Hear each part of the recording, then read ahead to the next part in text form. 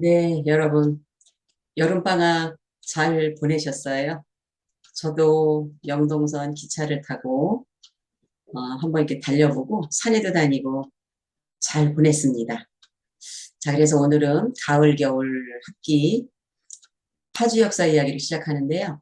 먼저 오늘은 월롱면 덕은리에 있는 전의시 사당 이병정에 대해서 한번 알아보도록 하겠습니다.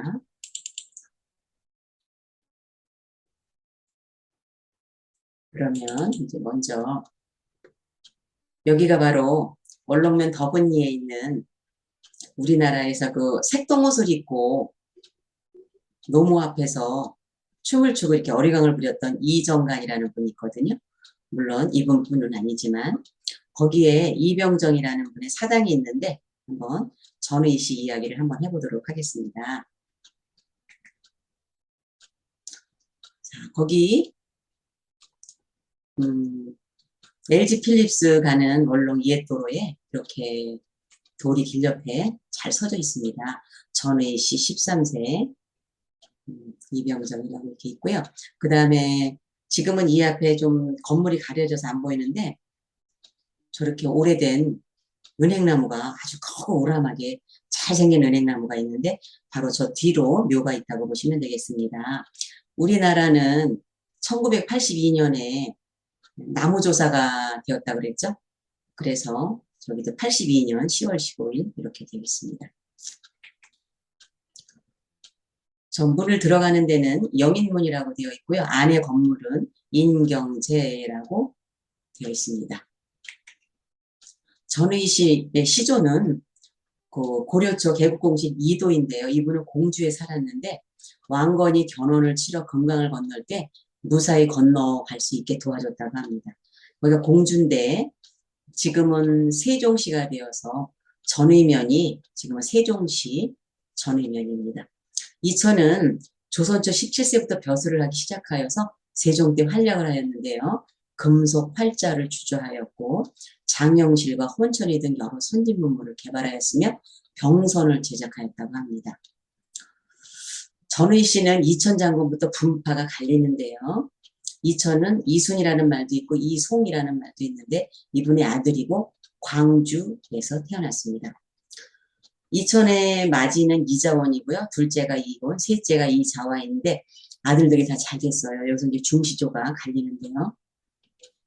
마지는 대사성공파, 둘째 이혼은 예안백에 공해지면서 예안이 씨의 시조, 중시조가 되었고요. 그 다음에 이자화의 자손들은 제일 많은데 여기가 전소공파죠. 이 중 이자화의 증손자 이정관이 도관찰사 시절에 이렇게 이제 80세 때 개기세 노모의 생신에 색동옷을 입고 재롱을 부렸는데 이것을 세종이 알고 이정관의 효심을 글로 내리고 또 잔치를 또 다시 열게끔 어떤 거를 많이 내렸다고 합니다. 그러면서 글씨를 써줬는데 이것이 전의시 가훈이 되었죠. 그렇다면 여기 덕은리에 있는 이병정은 바로 그 색동원 이정관의 손자입니다. 이철에 대해서 한번 잠깐 살펴보면요. 이분은 무신이면서 과학자, 그리고 태종 2년에 우리나라에서는 조선시대 최초의 문과 시험이 치러졌거든요. 근데 여기서 이제 급제를 하였는데 여기서 이제 장원을 했던 사람이 파주의 성산문의 할아버지 성달생 그분이죠. 세종 때에는 외구의 침입을 받는데 이제 이 이천이 아주 막대한 공을 세웠고요. 그래서 충청도 병마 도절제사로 임명이 되어서 병선을 만드는 일에 힘쓰게 됩니다. 이때부터 그는 물리학자로 두각을 나타나기 시작하였으며 무예를 닦으면서도 틈틈이 여러 기계장치의 원리를 생각하고 연구하였다고 합니다. 특히 금속공예와 그 주조법에 조예가 있어서 세종은 그를 공조 참판으로 임명하면서 새로운 청동활자인 경자자를 만드는 일에 힘쓰게 하였죠. 그래서 경자자의 그거 주조로다가 인쇄기술은 많이 좋아졌지만 좀 더 아름다운 자체와 인쇄 능률을 높이기 위한 주조 사업이 다시 시행되었다고 하죠. 마침내 세종 16년에 갑인자의 완성을 보게 되었어요. 갑인자라는 것은 20여만 개의 대활자로 주조된 건데 자체가 훌륭하고 선명하기도 하지만 이것을 큰 활자와 작은 활자를 필요에 따라서 섞어서 조판할 수 있는 발전적인 것이었다고 합니다. 그래서 갑인자 인쇄로 조선의 활판 인쇄 기술은 일단 완성이 되었다고 보는 거죠. 그리고 이천은 서원관에서 정초, 장영실, 정인지, 김빈 등과 수년 동안 노력한 끝에 1437년에 대간의, 소관의, 앙부일구, 현주일구, 천평일구, 정남일구, 규표 등의 해시계를 만들었고 혼천의 병선을 이제 같이 제작을 했다고 하죠. 서원관이라는 것은 천문학을 전문적으로 연구하는 기관으로서 여기서 이제 혼천에 같은 천체 관측기계, 해시계, 낭부일구, 물시계, 작용루, 옥루, 세계 최초의 강우량인 계측기인 추구기가 생활에 직접 도움을 주는 것들을 이제 연구하게 되는 거죠.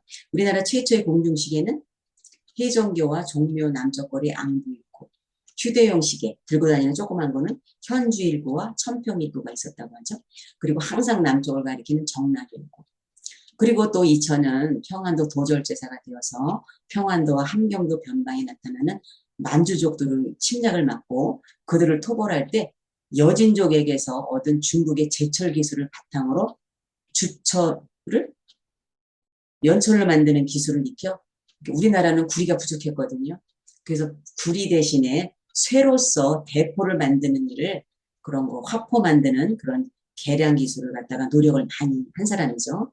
이 밖에 병선 만드는 일에도 관심이 있어서 갑조법, 즉 판자와 판자를 이중으로 붙이는 방법의 시행을 주장하기도 하였는데 시효는 일양이죠. 그래서 이 이천이라는 말도 있고 고려 말에 이제 그 몽고군을 부쉈던 이천이라는 말도 있어서 우리나라 그 잠수함 2호인데 우리나라 기술을 만든 것은 첫 번째죠. 그래서 그 이천이 이 이천이라는 말도 있고 고려 시대 때 또 이천이라는 말도 있는데 그 네이버의 백과사전을 보면 이천이라는 사람은 같은 인물로 나와 있어요. 그래서 여기서 제가 그것을 조금 더 알아본 다음에 이것을 이 다음에 한번 말씀드리도록 하겠습니다. 그리고 이제 그 이병정의 할아버지 이정관, 이게 내려주는 거거든요. 이정관은 평소에 효심이 지극해서 이렇게 노무 앞에서 생똥옷을 입고 재롱을 부렸는데 사망하기 전에 세종이 이제 그 효심을 글로쓴 후 이제 하사였고 벼슬을 효정공, 정이품, 자원대부, 중추원사로 특서하고 그에게 괴장과 풍악, 효행잔치상을 하사함으로써 축가연을 성대하게 베풀게 한 거예요. 그래서 당시 명문들이 그 일을 노래한 시들이 경수집에 실려 있는데요. 그리고 세종대왕이 써줬던 그 8글씨가 바로 가전, 충효, 세수, 민경. 근데 요즘도 전해식 후손 중에 이것을 이렇게 품에 써가지고 가지고 다니는 분을 봤어요. 굉장히 자랑스럽게 생각하시는 거죠. 이 뜻은 뭐냐면 가정에서는 충효의 법도를 전승하고 사회에서는 인자하고 공경하는 기품을 지키도록 하라. 이런 내용입니다. 세종이 내린 그 교서 이렇게 보면은요. 이렇게 있어요. 정원대부 중추원사 이정환에게 분부하노라. 나이 많은 이를 높이 받들고 덕이 있는 이를 포상하는 것은 국가의 아름다운 제도다. 옛날의 사례를 들어보면 당나라의 최다는 온 문중에 효정신이 투철하므로 선종이 집 이름을 지어주어 총애하였고 송나라 서적은 어머니를 정성껏 모셔서 인종이 관작을 주어 정표하였다. 이런 일은 모두 절의를 숭상하고 장려하며 풍속을 갈고 다듬는 도리인 것이다. 하물며 신은 여러 왕조에 봉사한 나이와 덕이 높으므로 남이 따르지 못할 높은 행실로 효순하다는 소문이 온 세상에 퍼져 있다. 신의 나이 70이 지나고 신의 모친이 또한 90을 넘었는데 모자가 모두 즐겁게 유쾌하기는 옛 효자 노래자의 오온과 같고 가정이 따뜻하고 화목하기는 양파의 수녀와 같아서 사족들이 모두 우러러 받드는 바이니 풍교에 이바지함이 어찌 알다고 하겠는가. 이미 세상에 드문 미덕이 있으며 특별히 은총을 베풀어 마땅한 것이다. 따라서 벼슬의 차례를 띄어 올리고 특별히 괴장을 내려 가상하는 뜻을 보이노니 신은 몸을 편안히 하여 더욱 화기를 기르고 아름다운 명성을 높이 휘날리어 나의 효행을 숭상하고 민속을 다스려 인도하려는 간절한 생각에 부응하기를 바라면서 이에 교시하노니 잘 알아서 시행하라. 이것이 효정공 경수집에 있는 내용을 발췌하였습니다. 그래서 세종이 지향하던 나라는 이런 것이었어요. 사람들이 이렇게 글씨를 몰라서 막 아버지를 때려 죽이는 일이 막 일어나고 이러니까 사람들을 빨리 교화시키기 위해서 그림을 그립니다. 그것이 바로 삼강행실도인데요. 1434년 세종 16년에 진주에서 어떤 사람이 아버지를 살해하는 사건이 일어나자 세종은 무너진 윤리를 되살리고자 효행을 널리 알릴 수 있는 삼강, 충과 효와 절에 뛰어난 사람의 행적을 모아서 책으로 펴냅니다. 옛날 중국 초나라에 노래 잘하는 사람이 있었는데 그는 나이가 70이었지만 부모님 앞에서는 늘 어린아이처럼 행동하였다고 합니다. 노래자는 일부러 어린아이처럼 색동옷을 입고 부모님 앞에서 춤을 추고 노래도 부르면서 부모님을 기쁘게 해드렸는데 그럴 때마다 노래자의 부모님은 어릴 때 그 아들 노래자를 보듯이 기뻐했다고 합니다. 이를 실천한 이정관의 얘기를 듣고 세종이 직접 행차하여 실천하는 군주의상을 보인 예입니다. 이정관의 후손들인 전의 시들은 그네를 지금도 자랑으로 이야기하죠. 그리고 삼강행실도의 실천적 모범 사례에 임금이 상을 내린 예입니다. 이런 소리를 듣고 우리 또 파주 사목리 반구정에서 노후를 보내셨던 황희정 스님이 이정관의 경수연을 축하한 시를 보냈는데요. 내용은 이렇습니다. 부중궁원 사형친 질질화연 총익시 헌수고당 편으로 갱기명주 향천춘이라. 부중궁 좋은 술로 영친영 하사하니 빛나는 이 자리에 은총이 더욱 새롭구나.